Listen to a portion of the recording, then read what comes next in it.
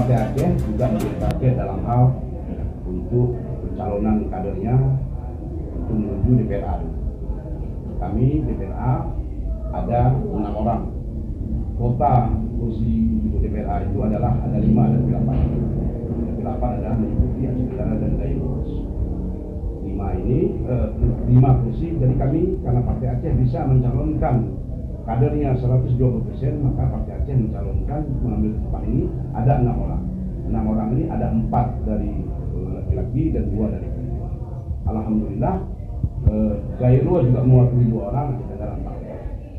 Itu target kami tentunya sampai mempertahankan kursi yang sudah ada sejak kalian Partai Aceh DP 8, juga kami berusaha untuk bisa menambah 2 kursi untuk menuju provinsi. Nah, untuk DPRK ini alhamdulillah pada tahun 2024 ini Partai Aceh partai yang paling banyak mencalonkan kadernya pada tahun Pileg 2024 ini sebanyak 32 orang yang ada di Kabupaten Tenggara. Tentunya dalam hal ini karena sama juga dengan DPRA, karena Partai Aceh, partai lokal bisa mengusulkan calonnya sebanyak 120%. Jadi dia ada melebihi. Kalau Partai Nasional paling terbanyak 30, kalau kami bisa sampai 35. Kami kemarin mencalonkan 35 orang kader-kader kami. Kenapa hari ini dikip cuma 32?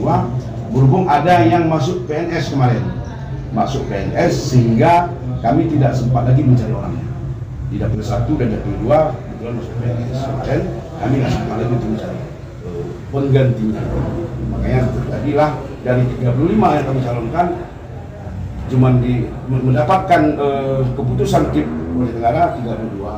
Ini adalah bukan kesalahan KIP, tapi ini mungkin karena kesempatan waktu kami mencari kader, makanya hanya 32. Tapi alhamdulillah 32 juga terbanyak Pileg 2024 Partai Aceh mencalonkan kadernya.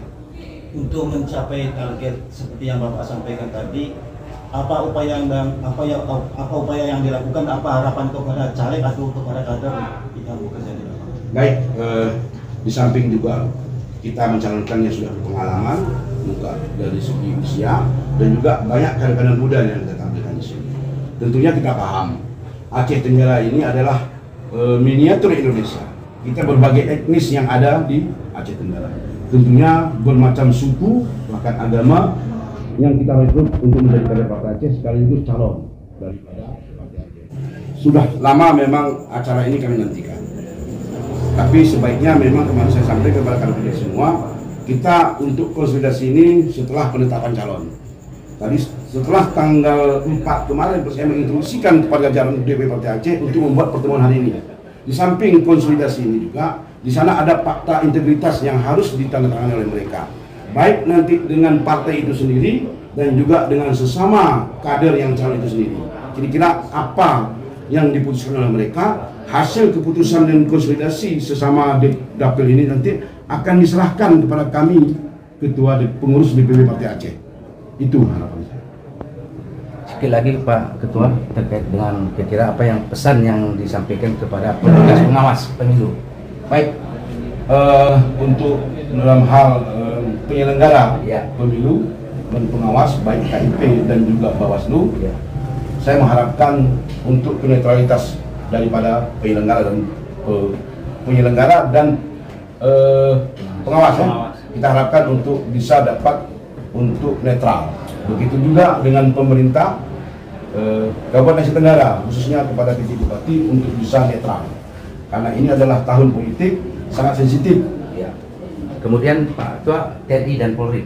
Ya, sama juga pihak aparat keamanan yang tidak boleh ikut berpolitik. Ya, tentu tugas daripada teman-teman kita itu untuk menjaga keamanan dan mensukseskan daripada pemilu 2024 ini.